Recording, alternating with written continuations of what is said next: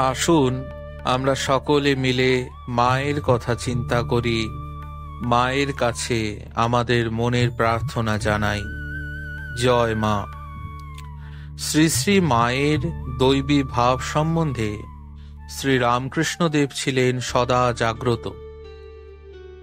ষোড়শী মহাপূজার মাধ্যমে যে মহাশক্তির উন্মোচন তিনি ঘটিয়েছিলেন, তার পরিপূর্ণতা মাতৃভাবের বিকাশের মাধ্যমেই সাধিত হয়।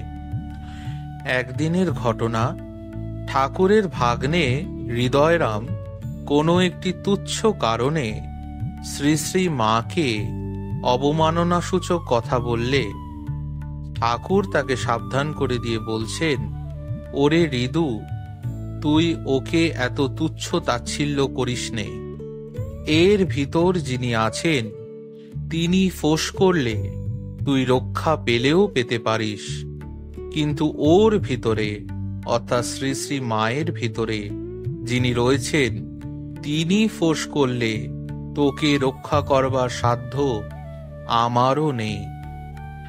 শ্রী রামকৃষ্ণের অন্যতম শ্রেষ্ঠ পার্ষদ তথা রামকৃষ্ণ সংঘের প্রণেতা পুরুষ স্বামী বিবেকানন্দ মায়ের সম্বন্ধে এক অদ্ভুত শ্রদ্ধা তথা সমীহ পোষণ করতেন।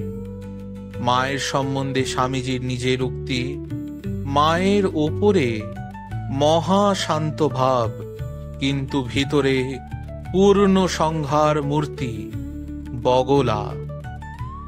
এই কথা স্বামীজি স্বয়ং বলেছিলেন। নমস্কার। জয় মা, জয় ঠাকুর, জয় স্বামীজি।